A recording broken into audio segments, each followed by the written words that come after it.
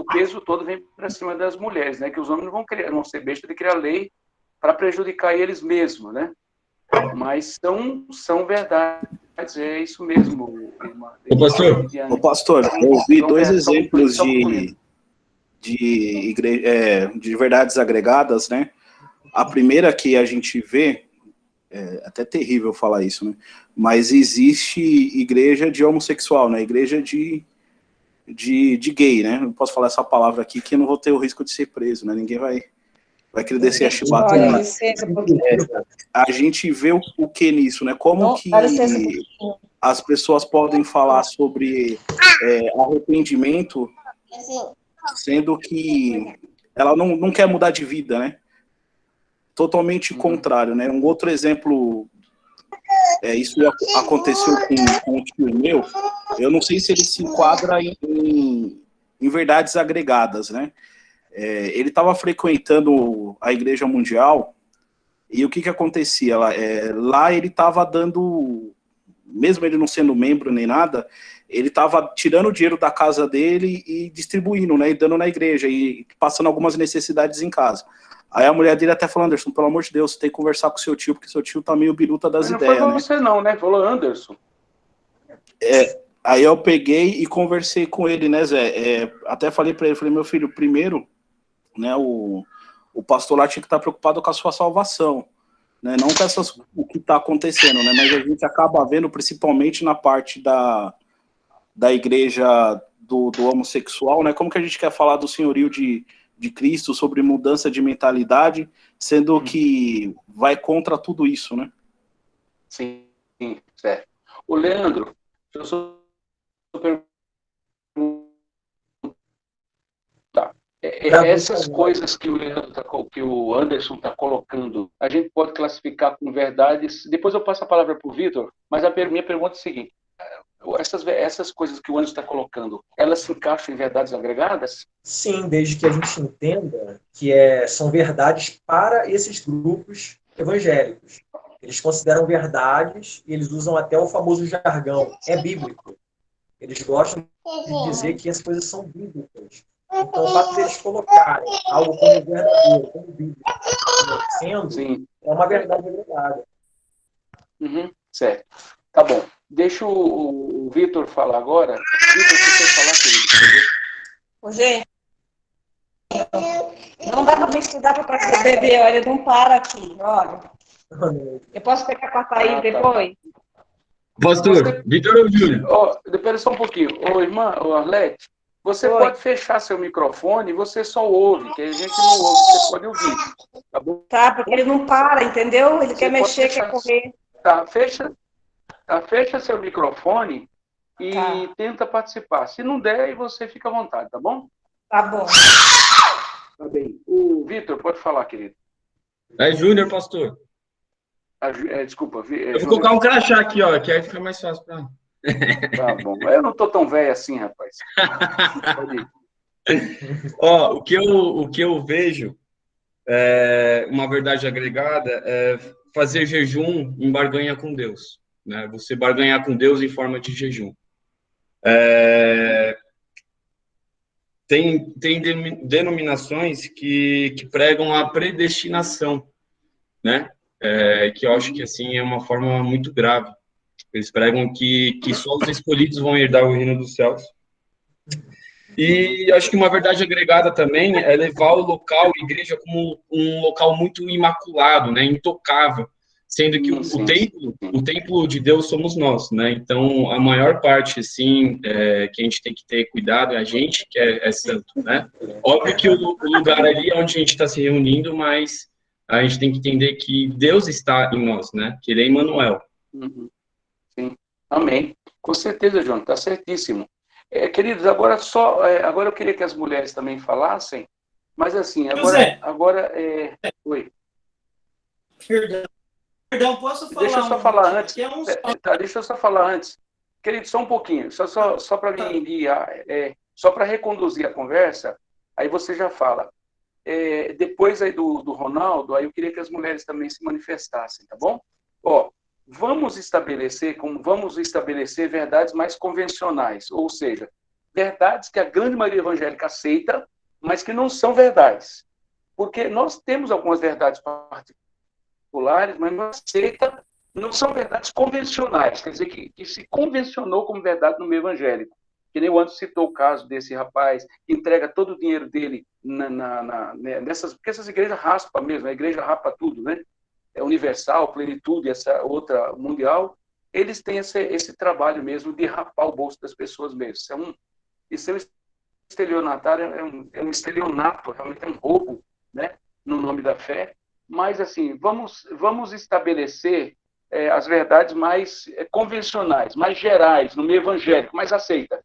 Porque, por exemplo, o homossexualismo não é aceito no meio evangélico, de maneira geral. Não se aceita no meio evangélico isso aí. Tem algumas distorções. Então, vamos pensar mais em verdades agregadas, mas mais convencionais, tá? Mais aceita pelos evangélicos. Pode falar, querido.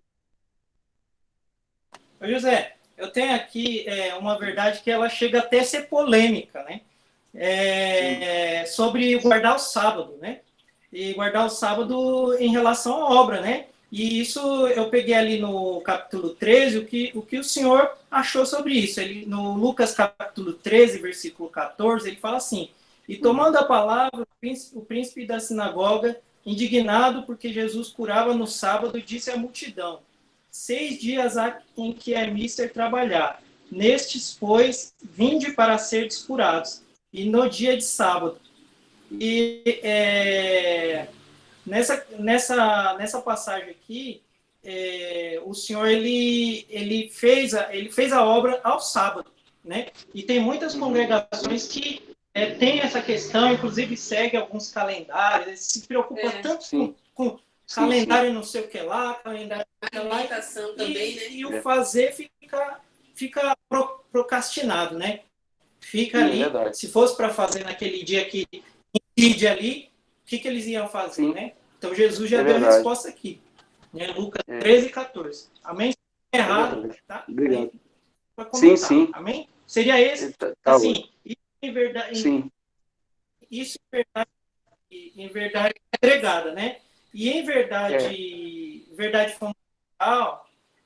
fundamental seria o esvaziamento de Jesus, que está lá em Filipenses capítulo 2, 5 a 11, né? Isso como verdade fundamental nossa, né? Amém, irmãos? Então seria isso. Amém. Tá ótimo. Basicamente, quando a gente fala de verdades fundamentais, são aquelas 8 verdades sobre Jesus. A gente estabelece como 8 verdades fundamentais, as quais não podemos negociar jamais. Por exemplo, Jesus, até o Leandro criou uns slides muito bonitos para nós, muito joia. Você pode até mandar depois, Leandro, no grupo. Querido, você pode mandar depois, por favor?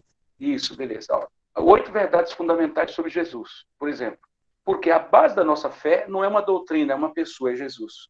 Então, Jesus, um ser eterno, Jesus manifesto em carne, Jesus vivendo uma vida perfeita e irrepreensível, Jesus fez uma obra perfeita e gloriosa, Jesus morreu pelos nossos pecados, Jesus ressuscitou, Jesus foi assunto ao céu, foi exaltado, Atos 2,36, e Jesus voltará. Essas são verdades inegociáveis, essas são verdades fundamentais que não se negocia jamais, certo? Isso, o Leandro já colocou ali, 8 verdades sobre Jesus. Passa aí os slides, por favor, querido. Sim, está escrito ali, Olha lá as verdades, olha lá. O que eu tinha falado aí, Tornou-se homem, né? Ele veio em carne, ele veio em carne, olha lá. Sua vida foi perfeita e irrepreensível, sua vida fez uma obra tremenda e gloriosa, morreu pelos nossos pecados, olha lá, morreu, consequências, vamos lá, não, desculpa, morreu, ressuscitou, né? É a base do cristianismo, a ressurreição é olha lá, ressuscitou. Cadê, Leandro? Você não chega jamais na ressurreição, Vai demorar 3 dias aí? Leandro, você está esperando 3 dias, Jesus voltará. Isso já passou, eu não estou enxergando mais. Agora, além de não enxergar o nome dos irmãos, não estou enxergando também as coisas ali. Então, são 8 verdades aí. Jesus foi exaltado e Jesus voltará. Essas são verdades fundamentais.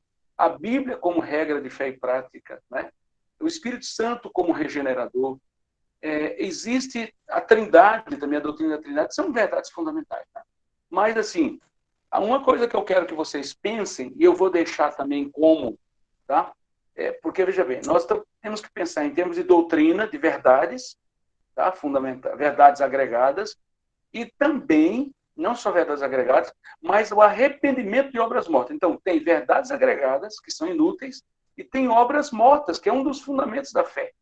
Tem muita coisa que a gente faz enxugando gelo, que não tem valor nenhum diante de Deus. Tem valor diante dos homens, para demonstrar uma falsa piedade, mas diante de Deus não tem valor nenhum. Isso a Bíblia chama de obras mortas. E é um dos fundamentos da fé cristã. O arrependimento de obras mortas, Hebreus 6. Né? Arrependimento de obras mortas, fé em Deus, doutrina do batismo, posição das mãos, ressurreição dos mortos, juízo eterno. Então, pois bem, arrependimento de obras mortas é um dos fundamentos da fé, dos rudimentos da doutrina de Cristo. E então, a lição para a próxima semana, já que nós estamos na discussão, é vocês falarem sobre obras mortas no meio evangélico, mas também no nosso meio, que nós temos que fazer uma leitura também, uma autocrítica. Nossa, quais são as obras que nós fazemos que são mortas? O que é obra morta? São coisas que faz no nome de Deus, querendo agradar a Deus, mas que não tem resultado nenhum, que Deus nem pediu. Deus nunca falou para fazer determinadas coisas, e a gente gasta tempo, a gente briga com pessoas, a gente gasta dinheiro em coisas que Deus nunca mandou fazer. Entende? E o Senhor vai dizer, e isso tudo, amados, vai passar. Quando o dia passar pelo fogo do juízo, não vai sobrar nada, como diz lá em 1 Coríntios 3:9 em diante, né? Que não vai sobrar nada, porque o fogo vai derrotar, vai destruir tudo o que não foi eterno, né?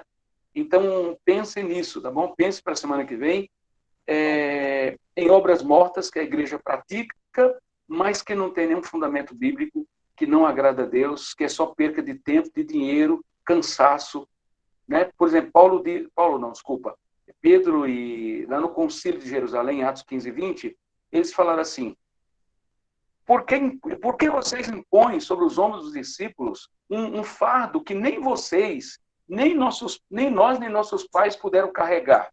Nós cremos que nós seremos salvos pela fé, não é por meio de uma carga doutrinária, né, que nós vamos ser salvos. Nós seremos salvos, sim, por meio da fé, pela graça de Deus, aliás, né, pela graça por meio da fé. Lá em Atos 15, ele fala isso, né, que não devia se colocar mais peso. E ele fala isso exatamente. E é o que acontece, amado. Tem igrejas que é tão pesado, as pessoas morrem, as pessoas se matam. E não só isso, Atos 15, Pedro está ali, acho que é Tiago que tomou a palavra, no Concílio de Jerusalém, no capítulo 15, ele diz assim, deixa eu ver aqui, já estou pegando aqui o texto, tá? Deixa eu ver aqui. Peraí. Já estou achando aqui, tá? Ele diz assim, ele diz assim, por que vocês colocam... verso 10, 15:10 de Atos. Agora, pois, por que tentais a Deus, pondo sobre a serviço dos discípulos um jugo que nem nossos pais nem nós podemos suportar? Mas nós cremos seremos salvos pela graça do Senhor Jesus Cristo, como eles também. Então, queridos, às vezes se coloca um peso muito grande sobre as costas das pessoas, né? E Jesus fala isso. Isso me chamou muita atenção essa semana, eu estava lendo, e o Senhor diz para os fariseus: ai de vós, escribas e fariseus, e vocês atam fardos pesados sobre as costas dos outros, e vocês não querem carregar nem com o dedo. Vocês não carregam o peso que dá para carregar com o dedo, aí vocês impõem peso sobre as costas dos outros. Então, assim, uma religião pesada, azeda, amarga, é difícil de suportar e mata as pessoas, né? E é o que Pedro está dizendo sobre o judaísmo, sobre todo aquele conjunto de coisas, porque, além das verdades que Moisés trouxe, os fariseus ajudavam a pôr mais peso ainda nas costas das pessoas, de tal maneira que as pessoas não conseguiam caminhar. E uma outra coisa importante, amados, que se diz lá em Apocalipse, é que o sangue, que em Babilônia se achou o sangue dos santos. Quer dizer, uma religião babilônica, o sistema religioso babilônico que explora os talentos e a vida das pessoas, a ponto que o sangue das pessoas, Deus está cobrando o sangue das pessoas. Pessoas dão sangue, dão a vida por uma denominação, e quando chegam no fim da vida delas, elas vão descobrir que elas fizeram muita coisa para homens, para agradar homens, e não a Deus. Né? Então, diz que o sangue dos santos foi encontrado em Babilônia, um sistema que custa caro, que suga o sangue das pessoas, dos santos, o esforço, o suor, a vida de pessoas, e que não produz nada. Só produz ostentação, mas não produz resultado, não produz vida. Né? Porque as tradições são mais pesadas, a organização é mais pesada do que o organismo. Quer dizer, é mais pesada, é muito pesada, e acaba destruindo e impedindo que o organismo vivo se manifeste. Né? Tá? Então, só uma palavrinha sobre arrependimento de obras mortas. Agora, as mulheres. Eu queria que eu ouvisse um pouquinho as mulheres também. Verdades, além dos que já foram faladas, amadas, que são verdades agregadas. Que vocês entendem como verdades agregadas. Sempre ficando claro que verdades agregadas são verdades que se têm como verdade absoluta, mas quando se passa pelo crivo da palavra, não se sustenta, não são verdades. São falsas verdades, são pseudas verdades, entendeu? Vamos lá, então? Quem das mulheres começa a falar aí, por favor? Vamos lá, força, mulheres de Deus.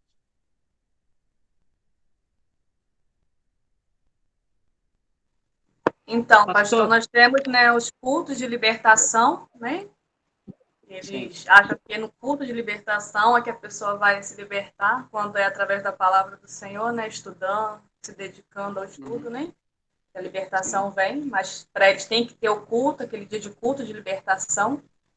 E também nós temos as campanhas, né? Os cultos de campanha, campanha disso, campanha daquilo, que eles tomaram isso como verdade também, né? Tem que ser feito. Aí pegam alguns textos isolados da palavra, né? E fazem os temas e as campanhas, né? É verdade, é verdade. Quer dizer, Deus, na verdade, Deus faz a hora que Ele quer, do jeito que Ele quer, e o dia que Ele quiser. O dia que Ele não quiser também, Ele fala, vai embora que eu não vou fazer nada. Ele é soberano. Agora, no dia da campanha de libertação, Deus tem que libertar. No dia da campanha da prosperidade, Deus tem que prosperar. Eu acho que Deus olha assim e fala, vocês são muito folgados, né? Vocês estabelecem um negócio de vocês e eu tenho que submeter a vocês. Né, amado? E eu já vi lugar que, uma vez, eu vou contar uma piada para vocês. Parece piada, mas não ria não, porque é verdade, viu? Eu fui, deixa eu contar para vocês, confessar um pecado aqui para vocês. Quando eu comecei a me relacionar com a Miriam, nós éramos muito, não vão pensar, deixa eu falar primeiro. A Miriam, nós temos uma diferença de 10 anos de idade, né? E então eu já era co-pastor e vice-presidente da Igreja Batista do Parque Negra, e a Miriam era uma menina de 14 anos. Então eu tinha muita dúvida, tinha muita preocupação da Miriam, porque quando eu falei do meu pastor, pastor, eu tenho uma moça que eu gosto dela, uma moça que ama Deus, ele falou, vou dizer uma coisa, você é o próximo homem dessa igreja, você é o segundo homem dessa igreja. Se você casar mal, esqueça de ministério. Só falou isso para mim, não falou mais nada. Aí eu tenho uma preocupação, um peso, eu tenho que casar direito, se eu não casar direito, eu estou lascado. Então eu tinha muita preocupação. E aí a gente ouvia aquelas bobagens, eu falando, tal, ele é profeta bom, né? Tem aqueles profetas Giló, que só profetiza coisa amarga, né? Mas esse profeta profetizava coisa boa. Aí eu feito uma besta quadrada, me juntei com os irmãos, que também era besta quadrada, e fomos lá nesse determinado culto. O profeta chamava-se irmão Enoque. Eu estou falando que ele nem existe mais, possivelmente nem existe mais esse grupo, senão eu não poderia nem falar, né? Se ele tivesse aí nada. Aí fomos lá. Quando chegamos lá, aí o profeta começou a profetizar. Existe uma moça. A Miriam não estava lá e a gente não tinha esse problema, né? Até porque o meu sogro era muito rígido e eu louvo a Deus por isso. Eu tinha que ir lá na casa bater o cartão, mas eu não podia sair com a Miriam. E ele falava assim, quando eu namorei com a Chica, a esposa dele, toda vez que eu ia no cinema, eu tinha que levar a família todinha, senão meu sogro não deixava eu levar. Com a Miriam vai ser assim também. Eu louvo a Deus por isso. Eu não tenho liberdade de sair com a Miriam para lugar nenhum, não. Então, isso nos guardou de muita coisa ruim, né? Mas aí, chegou lá, nós fomos com um grupo de irmãos. Aí o profeta disse assim, aqui tem uma moça que está com um namoro muito indecente, e Deus está falando que ela tem que se arrepender. Aí a moça que foi conosco foi lá na frente. Quando ela chegou na frente, falou, não é você, minha filha. Quer dizer, a coitada se entregou de graça, né? Diz que não era ela. Oh, meu Deus do céu. Aí eu fiquei constrangido, porque a moça ficou toda sem graça, né? Ela não precisava se entregar, né? E não era ela. Ela pensou que Deus estava falando com ela, que ela estava tendo um namoro meio apimentado, que não era para ter aquele tipo de namoro. Mas ela foi lá e se entregou lá na frente. Eu fiquei com tanta dó dela, que era amiga da gente. Aí eu fui pedir para o pastor, não dá para fazer uma oração. Depois que terminou o culto, ele já tinha dado a bênção apostólica, eu chamei a moça, falei, não dá para fazer uma oração por ela? Eu fiquei todo constrangido, né? Disse, não dá não. Agora nós já demos uma bênção apostólica, não pode mais fazer oração por ninguém. A gente já deu a bênção apostólica. Eu falei, meu irmão, onde é que está isso na Bíblia? Quem disse que não pode? Não está precisando de oração. Você veio aqui para criar confusão ou para assistir o culto? Eu falei, não, irmão, eu estou aqui em paz, não estou para criar confusão, não. Eu falei, mas onde é que está isso na Bíblia? Depois da bênção apostólica, não pode mais. Mas, assim, se cria algumas coisas, assim, tão absurdas, né? Que não dá para a gente entender. Então, essas campanhas, elas são... Perdão, Amado. Mas elas são um pouco problemáticas por causa disso. E se Deus não quiser operar aquilo naquele dia? Quer dizer, mas o homem traça, ó, Deus, ó, sexta-feira, libertação, viu, Deus? Ó, não vou fazer outra coisa. Ó, segunda-feira é prosperidade. Então, por favor, não me faça outra coisa. Quer dizer, a igreja... Então, são coisas assim, às vezes são práticas, são obras mortas e práticas que não têm fundo bíblico. Obrigado, Deise. Mais alguma irmã queria fazer algum comentário sobre verdades agregadas? Pastor, o que eu escrevi, que eu mandei para a Thaís, é basicamente o que algumas irmãs falaram, mas eu estava aqui, eu estava lembrando sobre algumas igrejas que não pode bater palma e nem balançar na hora do louvor. E tem uma igreja que eles falam que os escolhidos, as pessoas que vão ser salvas já foram escolhidas, né? E são 3 coisas assim que eu acho que causa polêmica, né? Essas 2 e mais poder beber e não poder beber. Tem algumas que falam que pode beber, outras falam que não pode beber. Sim. Tá bem. Mais alguma irmã para a gente encerrar essa parte das mulheres, fechar esse assunto e mudar de assunto? O pastor... Todos vocês vão mandar. Deixa eu falar.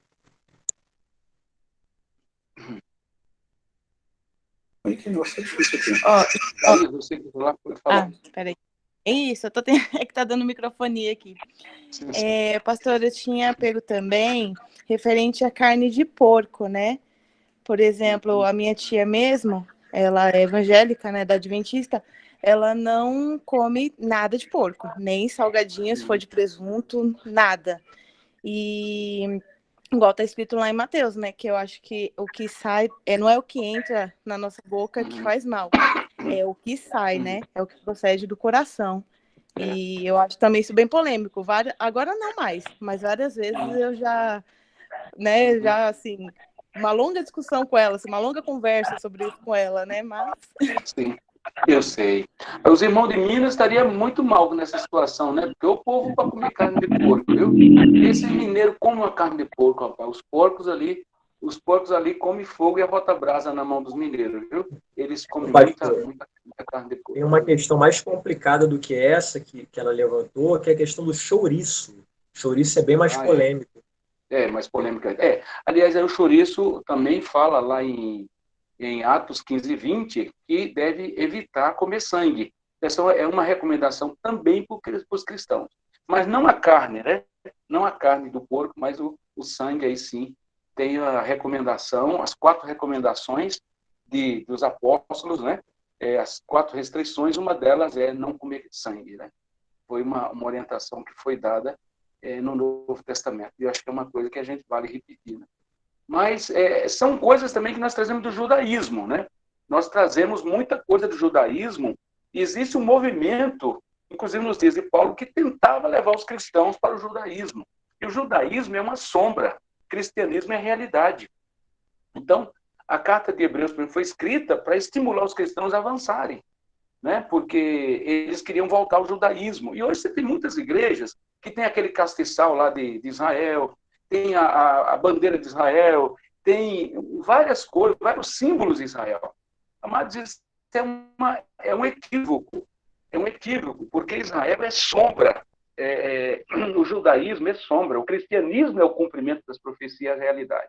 Mas tem muitas pessoas que ainda voltam para isso. Ainda ainda se preocupam muito com isso. Grazi, minha querida, tudo bem? Você queria acrescentar alguma coisa aí? Também? A paz, pastor.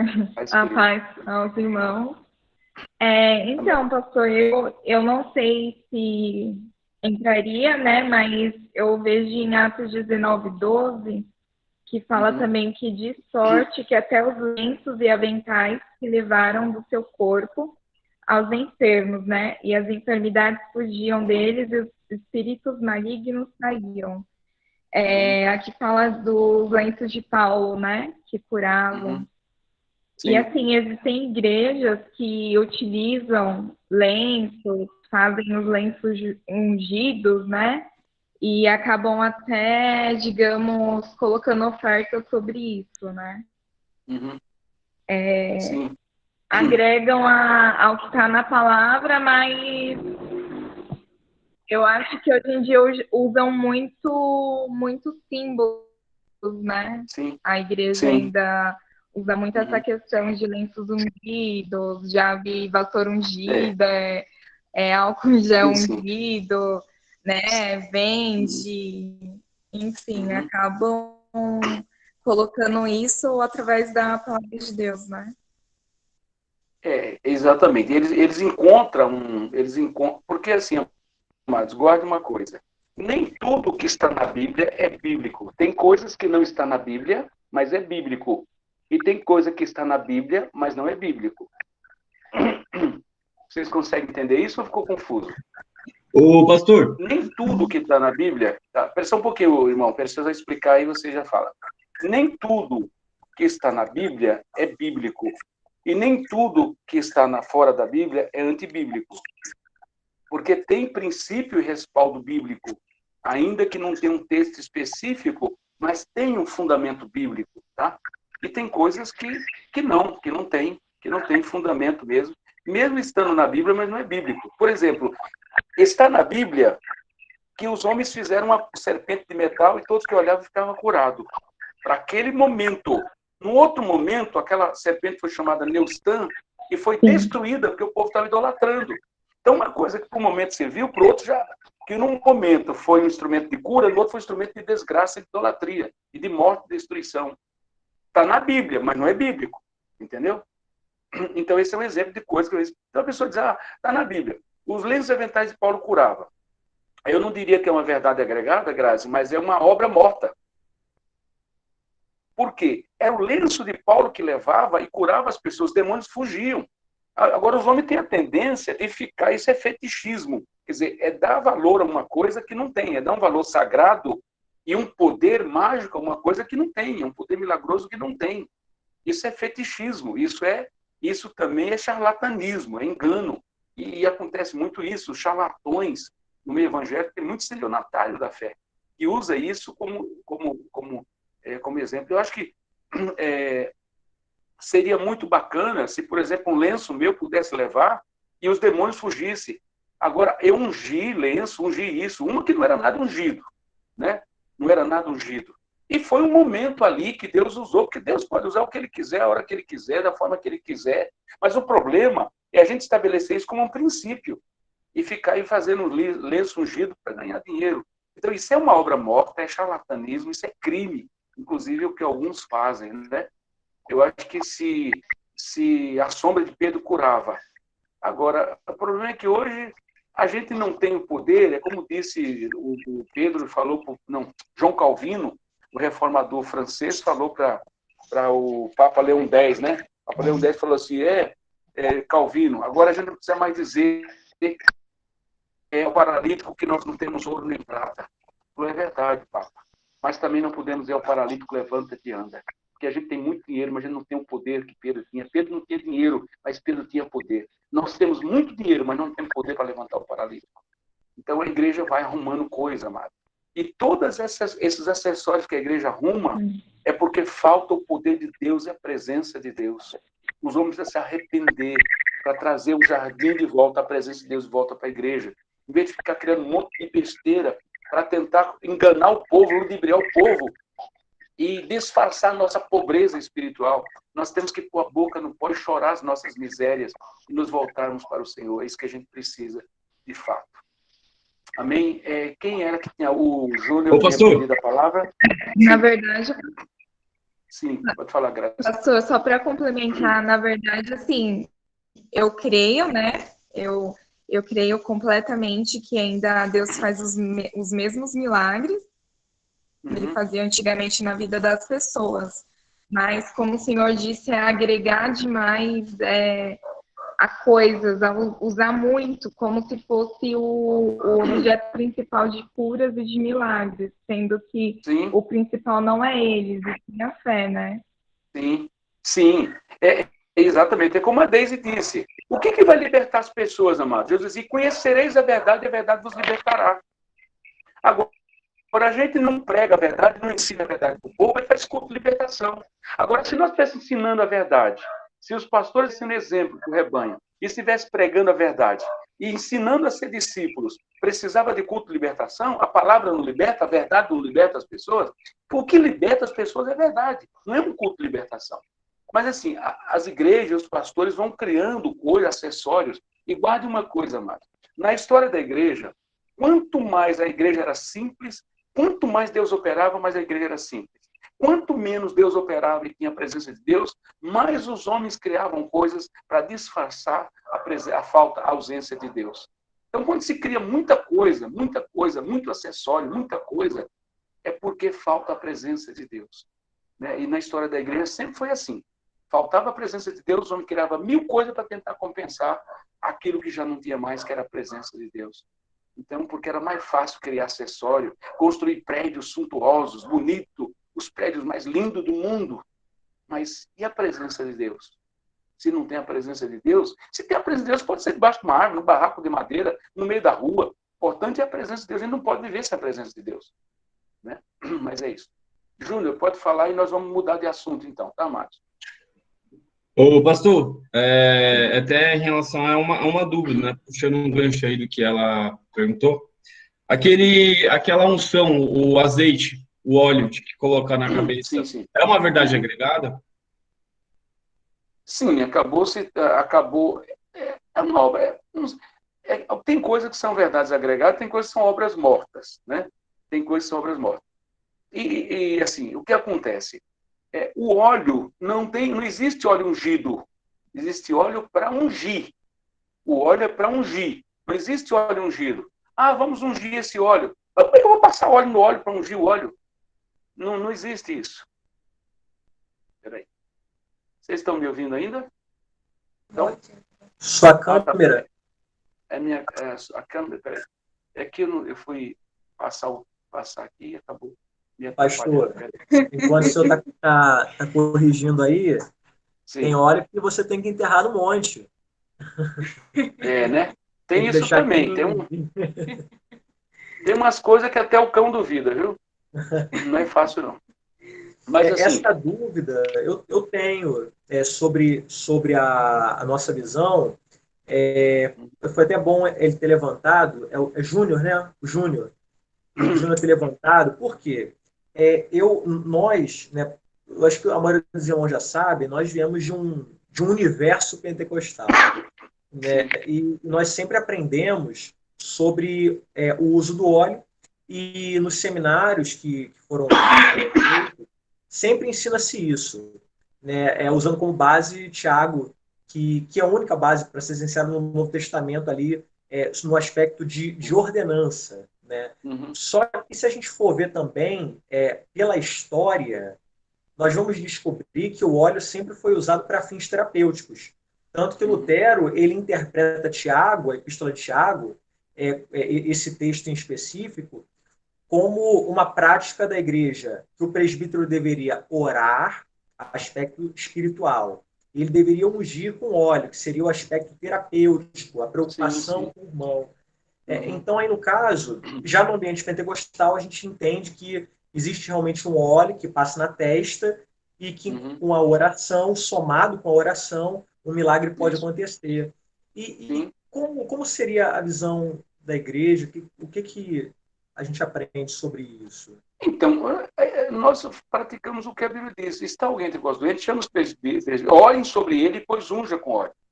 Mas o óleo é passado na testa da pessoa, que é um símbolo da presença do Espírito Santo, e a gente ora com imposição da mão, só isso. Mas o óleo, ele não tem um poder milagroso, não é o óleo. Porque tem gente que crê no óleo, não crê no nome de Jesus. Quem cura é o nome de Jesus. E eles, a oração da fé salvará do... É a oração que cura, não é o óleo. Agora a gente vai ver, Jesus, os discípulos saíam e eles ungiam muitos enfermos com óleo e os curavam. O óleo é o símbolo da presença do Espírito Santo. Mas aí a pessoa pôr o poder no óleo ungido, não existe óleo ungido. O óleo é para ungir. Né? Ungido é a pessoa na qual você passa o óleo. Né? Mas existe cada aberração nesse aspecto. Tem um caso muito engraçado de um amigo nosso, que ele é presidente de um setor, né? Ele era de um setor da igreja. Uma igreja aí. Não vou falar o nome por questões éticas. Mas ele chegou num lugar em que tinha um endemoniado, o demônio só saía à meia-noite, era o demônio da meia-noite, ele só saía à meia-noite, ele dava trabalho até meia-noite, ele olhava o relógio e falava, vou embora, mas só saía à meia-noite. E o pastor chegou nessa igreja e viu que os irmãos estavam metendo óleo no camarada, pondo óleo para ele beber. Mas vocês estão doidos? Como é que vocês estão dando óleo para o rapaz beber? Vocês têm que ungir, não tem que dar óleo para ele beber. Por que vocês estão dando óleo? Ah, pastor, porque se ele não sair por cima, ele sai por baixo. O demônio escorregava e ia embora. Entendeu? O absurdo, a ignorância que há, amados. Porque tem lugar que traz até aquele óleo de Israel, diretamente de Israel, né? Como se a unção tivesse... Não vai confiar que é de Israel. Confiar que é de Israel. Bom, mas é isso. Bom, vamos então, para a semana que vem, valeu a discussão aí, para a gente fixar esse assunto das verdades agregadas e verdades agregadas e obras mortas, mas para a semana que vem nós vamos conversar um pouquinho sobre obras mortas. Pense todos vocês, nós vamos sortear nomes, tá? Na semana que vem, Thaís e Anderson, nós vamos sortear alguns nomes para falar sobre o assunto, tá? Hoje alguns irmãos falaram, mas as próximas nós vamos sortear 2 ou 3 irmãos para que todo mundo participe, tá bom? O que sair no sorteio vai dissertar sobre a questão de obras mortas. Então, o que são obras mortas? Está lá em Hebreus 6. Obras mortas é tudo que as pessoas fazem no nome de Deus, achando que agrada a Deus, mas que não tem base bíblica e que não produz nada. Só produz cansaço, só produz chateação, só produz morte e não produz nada que preste. Isso é obra morta. É uma obra inútil, que não vale nada. Então, para a semana que vem, vocês vão pensar sobre isso e falar. Pode falar, Aldo, para a gente mudar de assunto, por favor. Eu gostaria de comentar sobre essas...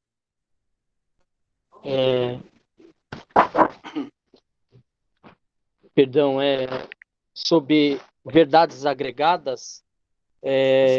Tem algumas denominações, já foi comentada aí pelos irmãos, adventista, a guarda do sábado, ordem agregada no mundo evangélico. De sexta-feira, das 18 horas até sábado, eles não podem trabalhar, não podem fazer nada. Carne de porco, eles não comem, café, e eles colocam isso tudo como doutrina.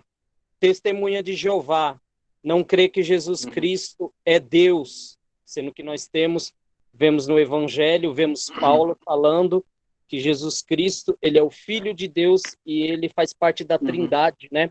O Pai, o Filho e o Espírito Santo. Testemunha de Jeová também coloca como verdades agregadas um ente querido, a esposa, um filho que precisa de transfusão de sangue, eles não deixam que façam transfusão de sangue. Então, eles colocam isso no meio deles, testemunho de Jeová, como se fosse algo bíblico, e eles distorcem versículos bíblicos que está ali em Êxodo, nos Juízes, quando fala de sangue, que o sangue do animal, no Antigo Testamento, Deus ensinando ao povo hebreu e judeu, que não era para tomar sangue, e ali eles tiram fora do contexto, falando que o sangue tá a vida daquele animal ia para os entes queridos, por isso que eles não deixam transfusão de sangue. Os mormons também, eles colocam um monte de verdades Aldo, só um segundo. Aldo, só um segundo. Nós estamos nos pautando mais por religiões, não seitas. Porque essas todas são seitas. Então, aí nem dá para falar das seitas, porque elas são seitas, né? Nós estamos falando do meio evangélico, verdades que são aceitas pelo meio evangélico. Essas aí nem são aceitas, não são aceitas porque são seitas. Então, para nós, isso já é heresia mesmo, tá? As verdades agregadas são verdades que o meio evangélico tem como verdades, mas que não são. Aí, nesse caso, a gente nem cogita, porque aí não são igrejas evangélicas, são seitas que se dizem, e eles nem se dizem evangélicos, você entendeu? Então, só para vocês entenderem que nós não estamos falando dessas heresias, nós estamos falando de verdades que são aceitas por a grande maioria das igrejas, Aldo, mas que, infelizmente, que não são verdades, são apenas, são mentiras, né? Na verdade, não passam pelo crivo da Bíblia, da palavra de Deus. Só que nesse caso aí que você está falando, e é verdade o que você está dizendo, só que essas aí, a gente não pode considerá-las como igrejas, né? Porque não são igrejas, tá? Nós estamos falando das verdades de igreja, não estamos falando nem dessas verdades aí, são seitas, tá? São seitas. Essas aí são... Então a gente nem cogita essas, porque não são verdades. Não são verdades aceitas pelo meio evangélico. Digamos, no meio evangélico, falando batistas, assembleianos, as igrejas históricas, presbiteriana, batista, congregacionais, metodista. Então, as verdades no meio evangélico, esses não são evangélicos, são igrejas, são seitas. Então, a gente nem vai entrar nessas bobagens, porque, na verdade, são heresias mesmo, tá? São heresias. Adventismo é uma seita, os mormons são uma seita, cristãos no Brasil são seitas, não se pode considerar como igrejas sérias, igrejas evangélicas, são seitas, né? Então, a gente nem está cogitando isso. Nós estamos falando, de maneira geral, Aldo, das verdades que nós, como evangélicos, batistas, assembleianos, pentecostais, metodistas, batistas, aceitamos como verdades, como verdades. Mas quando a gente vai olhar à luz da palavra, elas não são verdade. Entendeu? E isso ainda tem a questão de que os irmãos falaram, também, da questão de uso e costume. Você vê da Assembleia de Deus, como o Leandro e a Deise, tem muito a questão de usos e costumes, que eles colocam como se fosse santidade. Então, por exemplo, um pentecostal, santidade, por exemplo, é a mulher não cortar cabelo, é a mulher não usar calça, a mulher não usar brinco, isso, mulher que não é santa. Quer dizer, a concepção que eles têm de santidade é uma coisa completamente diferente do que a Bíblia fala. Por exemplo, a Bíblia fala em Tito 2:1, eles falam a Tito, tu, porém, Tito, fala do que convém a sã doutrina. Aí ele vai dizendo o que é a sã doutrina. Mas, infelizmente, para eles, sã doutrina a sã doutrina é não cortar cabelo, é tudo bobagem, mas isso não é doutrina, isso é usos e costumes. Cada igreja tem usos e costumes. Certo? Por exemplo, nós não temos o costume, para nós é natural a mulher usar calça, né? Você uma pergunta, pastor, o que tu acha de calça comprida? Eu digo, olha, calça comprida não tem problema, o problema é língua comprida, isso tem um problema danado, isso acaba com a igreja. Mas assim, amados, isso não é, isso são usos e costumes, é diferente de doutrina. Porque vocês já ouviram várias vezes os irmãos da Assembleia, os pentecostais dizem assim, os batistas não têm doutrina, essa é uma igreja sem doutrina, essa é uma igreja porta larga. Por quê? Porque os irmãos não têm usos e costumes. Mas isso não quer dizer que os irmãos não tenham doutrina. Doutrina é a palavra. É a palavra verdadeira, é a verdadeira doutrina. Tá certo? Então, isso é verdadeira doutrina. Mas eles confundem com usos e costumes. Por exemplo, teve um caso de um moço que foi fazer um noivado, um pastor, nunca tinha visto a moça, nem mais gorda, nem mais magra. Mas porque a moça tinha o cabelo na cintura, ele disse, moça, eu nunca te vi, mas pelo tamanho do seu cabelo, eu vejo o tamanho da sua santidade. Se eu tivesse lá, eu dizer, eu vejo o tamanho da tua ignorância, burro, égua de chucai. Não é que você fala com a mulher santa só por causa do cabelo da mulher? Como é que pode uma coisa dessa? Mas, assim, por meio pentecostal, se a mulher usa calça, dependendo, se a irmã está de calça, ou o irmão está de bermuda, ele não cumprimenta.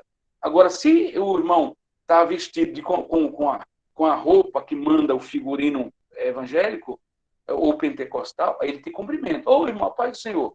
Mas se você usar bermuda, misericórdia. Ele nem te viu, nem te viu.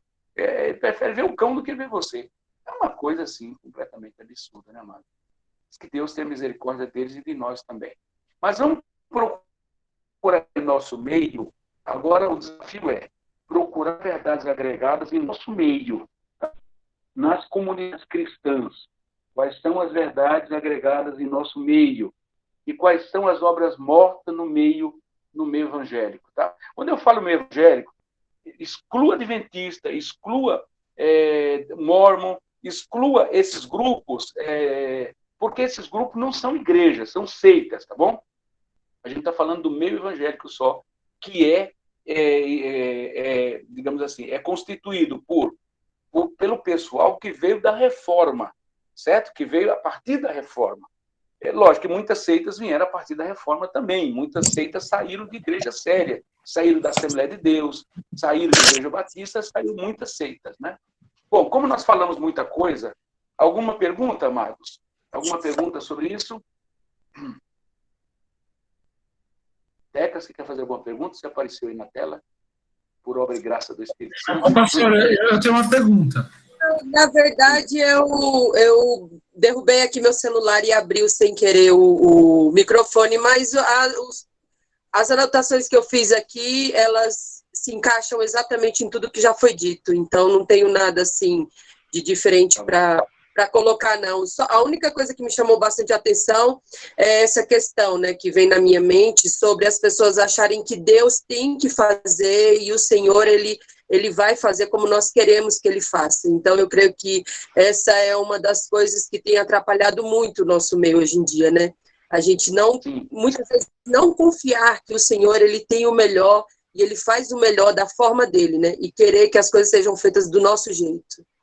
Sim, é isso. Mas aí, Teca, é verdade, mas aí entra o evangelho humanista que tem pregado hoje nas igrejas. O humanismo é o pior inimigo do cristianismo, não é comunismo, não é satanismo, não é islamismo. Chama-se humanismo.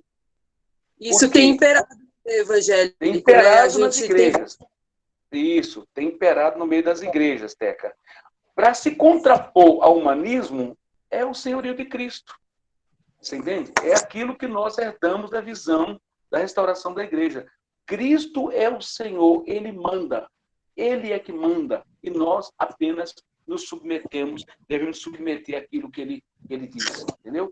Mas esse evangelho humanista é assim, infelizmente. Vitor, pode falar que eu quero, então, avançar falando sobre a nossa declaração de fé e doutrina. Eu vou mandar para vocês, inclusive. Vitor, pode falar. Qual é a pergunta que você ia fazer? Acho que foge um pouquinho do assunto da central, né? Mas a título de curiosidade, pastor, o que define algo, uma religião, né? Alguma coisa assim, ser seita? Qual é a definição para isso? Só para ficar claro. Eu vou mandar para você uma definição de seita. Seita, por exemplo, tem algumas características. Por exemplo, a seita, ela tem mais de uma fonte de revelação. Para nós, a única revelação é a Bíblia. A seita, por exemplo, tem a Ellen G. White, da Adventista, o pessoal da Cristã no Brasil, por exemplo, os Mormons, tem o José Smith, o pessoal da Cristã no Brasil tem as revelações, então tem mais de... Então eles colocam as revelações na frente da Bíblia. Qualquer uma que se disser que tem uma fonte de revelação além da Bíblia é anátema e é seita. E também outra característica de seita é que eles são exclusivistas, eles são os únicos que estão salvos. Todo grupo que se diz que só eles estão salvos, pode saber ali que você tem a presença de uma seita. Tá? Então tem isso, tem essas coisas aí, essas duas características. Tem outras, depois eu posso mandar características de uma seita para vocês. Então, quando nós estamos falando de igreja evangélica, não estamos falando de seita. Tá? Então, nem coloque seita, porque as seitas, elas têm uma doutrina completamente maluca e tem umas coisas que não tem nada a ver mesmo, tá? Então é isso aí. Tudo bem? Aldo, você conseguiu entender, querido, a diferença aí entre as verdades agregadas das igrejas evangélicas para as mentiras que as seitas inventaram? Aí nós já estamos indo mais para as igrejas evangélicas, que estão mais perto de nós, e que nós fomos influenciados por eles também. Né? Muito mais do que seita, porque seita a gente nem discute essas coisas, essas bobagens de não pode tomar café, não pode... Isso é tudo besteira, isso é tudo bobagem, é tudo coisa de seita mesmo, que a gente nem precisa discutir. A gente sabe que não tem pé nem cabeça isso aí. Tá certo? Você conseguiu entender isso aí, Aldo? Sim, José, ok. Beleza, querido. Obrigado. Então tá bom. Pessoal, nós vamos terminar então só falando sobre a nossa declaração de fé e doutrina, tá? Eu vou mandar para vocês no grupo a nossa declaração de fé e doutrina. Quer dizer, em que a igreja crê? Em que nós cremos, tá? É importante isso, você saber no que a igreja crê. Porque a igreja crê em lobisomem, a igreja crê em saci pererê, precisa ter cuidado com a igreja que crê nisso aí, né? Então é importante você saber o que a igreja crê. E eu vou falar com vocês aqui, eu vou terminar dizendo o propósito de nossa congregação. Mas antes disso, eu queria só uma oração, antes da gente prosseguir, para que Deus nos desse discernimento, amados, para a gente poder ter clareza do que é, e eu vou pedir para o Leandro orar, para que Deus nos traga clareza e nos ajude a discernir nesse emaranhado de doutrinas no evangélico o que é obra morta e o que não é, o que é verdade e o que é mentira, o que são verdades eternas e fundamentais e o que são enganos de homens. Vamos orar por nós e pela igreja do Senhor, pelos crentes, para que o Senhor traga discernimento. Leandro, pode fazer uma oração por isso? Sim, Senhor. Meu Deus, nós estamos aqui em Tua presença, Pai. E precisamos de clareza, de iluminação, precisamos compreender a cada dia, ó Deus, o que o Senhor verdadeiramente nos tem revelado na Sua palavra. Ó Deus, nos dê sabedoria para interpretar corretamente, à luz da Tua palavra, texto por texto, de tal maneira que nós possamos trilhar o caminho correto. Ó Deus, que o Senhor nos livre de todo e qualquer laço, de todo e qualquer embaraço, de toda e qualquer situação que nos faça perder a visão de Cristo. Ó Deus, que aquelas 8 verdades que nós já temos estudado há algum tempo possam estar vivas dentro de nós. Que nós possamos, ó Deus, crescer em Cristo, reconhecer o senhorio dele. Ele é o nosso Senhor, é aquele que verdadeiramente nos comprou com seu próprio sangue. Que nós possamos também, Deus, reconhecer que fomos chamados para viver em comunidade, uns com os outros, nos amando, nos perdoando, verdadeiramente vivendo no Teu amor, Deus. Amém. Senhor, abra os nossos olhos, nos faça enxergar isso, nos faça desejar isso, viver isso. Ó Deus, que nós possamos também ter essa disponibilidade, essa vontade de discipular pessoas, de nos envolver, de sermos testemunhas vivas do que Deus verdadeiramente faz na vida de uma pessoa. Ó Deus, nos faça, Senhor, ó Deus, viver com excelência a Tua palavra, nos capacita para andarmos nessas verdades. Sim, Senhor, Deus. nós precisamos, e nesse grupo temos um grupo bom, aproximadamente 15 a 20 ou 25 pessoas, um grupo já grande, e que cada pessoa que está participando possa ser tocada pela Tua palavra, possa ser orientada pelo Teu Espírito, Seja e assim mesmo, crescer no Senhor, meu Deus. Sim. Em Tuas mãos estão nossas vidas, nossos familiares, Pai. Em Tuas mãos, meu Deus. É o que nós te pedimos em nome de Jesus. Pai. Em nome Amém. de Jesus. Amém. Amém, querido. Amém.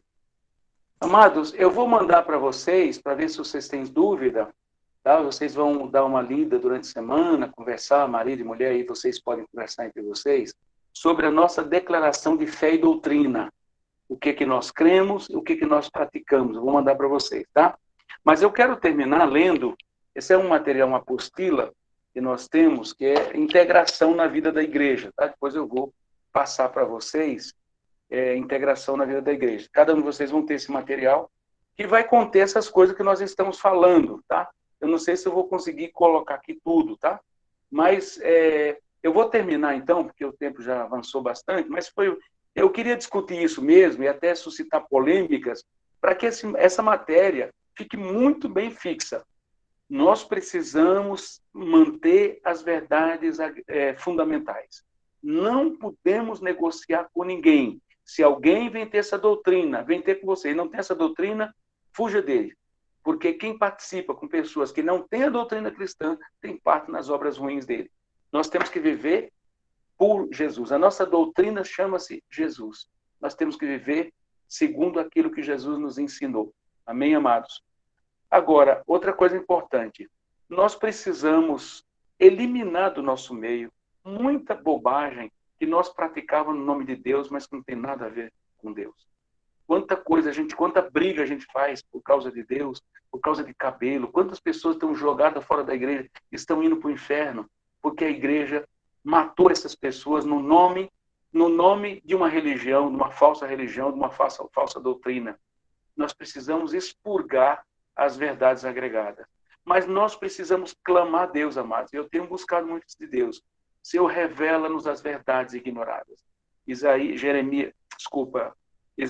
Jeremias 33:3, clama-me, responder-te-ei e anunciar-te-ei coisas grandes e firmes que não sabes. Nós precisamos ter sede de Deus, sede a ponto de levantar de madrugada. A gente não se sente incomodado, às vezes, para ir no banheiro de madrugada ou para beber água, né? Normalmente isso incomoda a gente. Nós devemos sentir sede de Deus. O salmista diz, a minha alma tem sede de Deus, Deus vivo. Ora a Deus, Senhor, revela-nos as verdades que tantos irmãos, Lutero descobriu, Calvino, John Wesley, quantos homens descobriram verdades que incendiaram o mundo.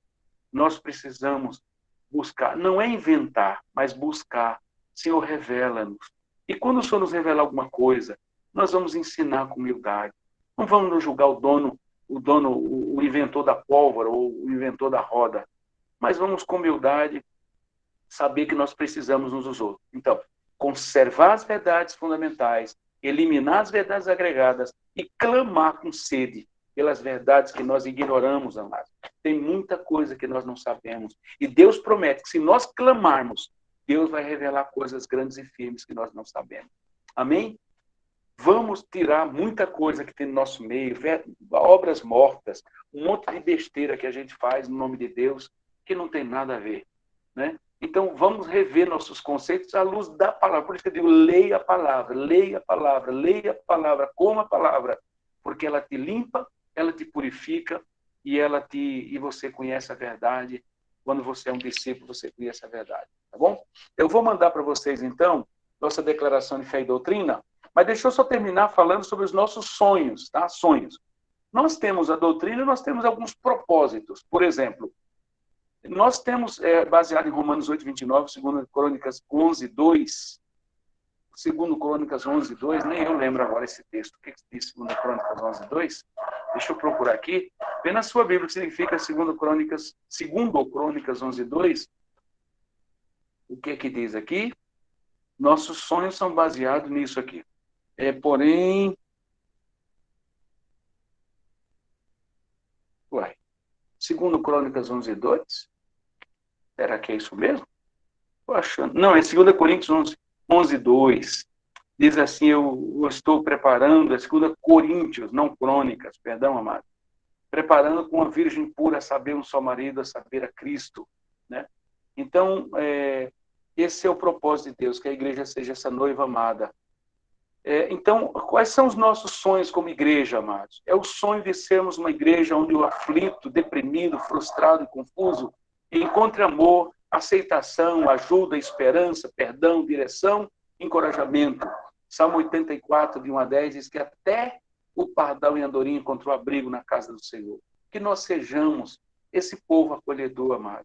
Esse povo que acolhe, que ama, esse povo que abre a casa, que abre o coração, que abre o sorriso, que abre o bolso para servir as pessoas.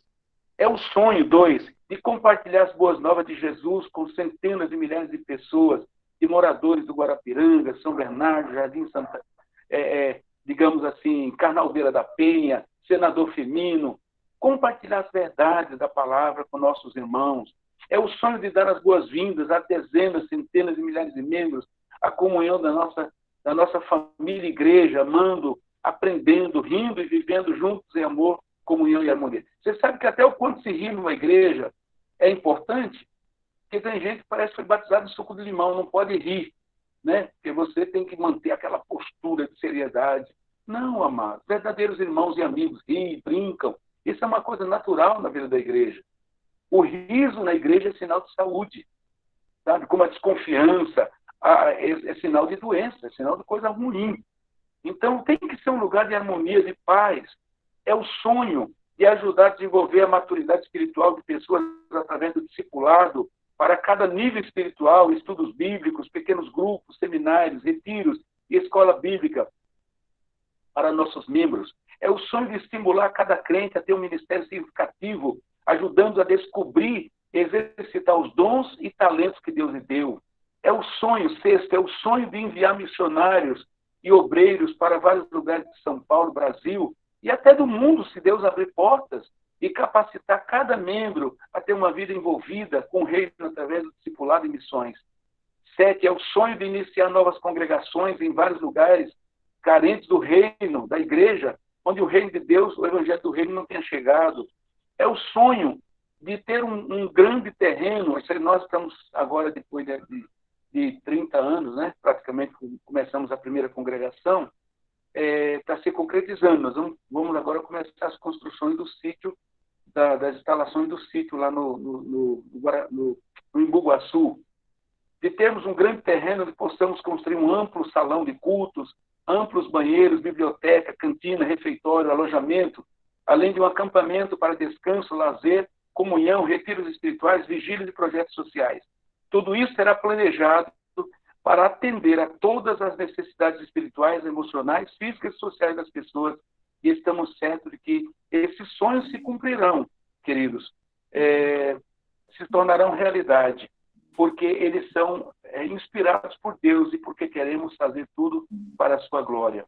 1 Coríntios 10, 31, diz assim: quer comais, quer bebais, ou façais qualquer outra coisa, fazem tudo para a glória do nome do Senhor. Amém? Mas é lógico que esse projeto de igreja, nós não podemos realizar sem vocês. Nós contamos com vocês. Por isso nós estamos aqui compartilhando sonhos, compartilhando uma visão com vocês. Porque nós vemos vocês como irmãos preciosos, irmãos talentosos, que vão praticar isso. Amém? Quando a gente for transferido ou para cima ou para o lado, né, porque Deus pode transferir a gente para o andar de cima, lá para o céu. Ou pode transferir também para outro lugar do Brasil. Vocês vão continuar fazendo a obra. Entende? Então, é isso que nós queremos com cada um de vocês. Amém? Para encerrar, alguma pergunta? Senão nós já vamos encerrar. Leandro já orou. Alguma pergunta mais aí para a gente encerrar, Amado? Zé, eu tenho. Oi, boa noite. É a Joyce. Sim, querido. Boa noite. Pode falar, Joyce. Eu tenho uma dúvida. As obras mortas, elas vêm das verdades agregadas ou não? Elas têm alguma ligação? Tem sim, Joyce. Porque, assim, quando a gente entende que uma coisa é verdade, a gente vai praticar. E, às vezes, quando fala ali de obras mortas, especificamente no caso de Hebreus 6, está falando de você querer ganhar salvação por méritos. Você fazer boas obras para se salvar. Isso é uma obra morta, porque ninguém vai ganhar salvação por fazer boas obras. Certo? Agora, no meio pentecostal, as pessoas oram, jejuam e para ganhar o favor de Deus. Nós somos amados por Deus, independente de boas obras ou não. É lógico que nós fomos criados para fazer boas obras, mas independente, que nem uma criança. Todo filho é criado para trabalhar. Por exemplo, eu fui criado, meu pai, nós éramos 6 homens. Meu pai, quando pôs a gente no mundo, nordestino tem muito filho, porque filho para eles é fonte de riqueza. Para o rico é fonte de pobreza, porque ele tem que dividir o dinheiro com todos os filhos. Mas para o nordestino, filho é fonte de riqueza. Então, por isso que meu pai teve muitos filhos e muitos nordestinos têm muitos filhos. Quer dizer, quanto mais menino tiver, mais vai trabalhar no cabo da enxada e vai produzir riqueza para nós. Então, vamos botar filho no mundo, mulher. Então, era assim que a coisa funcionava. Mas um pai espera do filho que ele produza alguma coisa boa e útil para a sua família, né? E Deus espera algo de nós. Mas até esse filho começar a trabalhar, vai demorar muito tempo. Mas esse filho é amado desse pai. Independente do que ele faz ou deixa de fazer, o filho ama. O pai o ama porque ele é filho. Então você e eu somos filhos, Deus nos ama, Joyce, independente do que a gente faz ou deixa de fazer. Mas assim, tem pessoas, e nós quando éramos católicos, a gente fazia cada besteira. Subia as escadarias da igreja, ralava todo o joelho achando que ia agradar a Deus. Fazia aquele monte de reza, salve rainha, eu sabia rezar tudo isso. Salve rainha, né? E o Pai Nosso de ponta cabeça de ponta, fazia um monte de reza. pensando que Deus ia se agradar disso. Fazia lá aquele negócio da semana toda, não podia comer carne. Né? Fazia aquele monte de besteira. Depois passava aqueles dias, pintava os canecos e vivia de qualquer jeito. Isso tudo é obra morta. Agora tem muitos evangélicos fazendo obra morta. Quer dizer que não vai produzir nada para Deus, mas faz pensando que está agradando a Deus. Então, obra morta, Joyce, é tudo que a gente faz pensando em agradar a Deus, mas segundo a nossa vontade, que não está baseado na palavra de Deus, que Deus nunca mandou fazer. Entendeu? Isso é obra morta. E normalmente a gente faz obra morta porque a gente entende, porque a gente acha que aquela é uma verdade verdadeira. Então a gente pratica porque a gente acha que é verdade. Mas é uma mentira, é um engano. Então, as obras mortas, eu diria que é fruto das verdades agregadas. Entendeu? Então, tem essa relação aí. Tudo bem? Beleza. Amém. Então, tá bom. Nós já estamos encerrados. Se alguém precisar sair, pode sair. Só estou respondendo as perguntas. Mais alguma pergunta, querido? Quem precisar sair já pode. Fica à vontade, já oramos, você pode sair, tá bom? Mais alguma pergunta?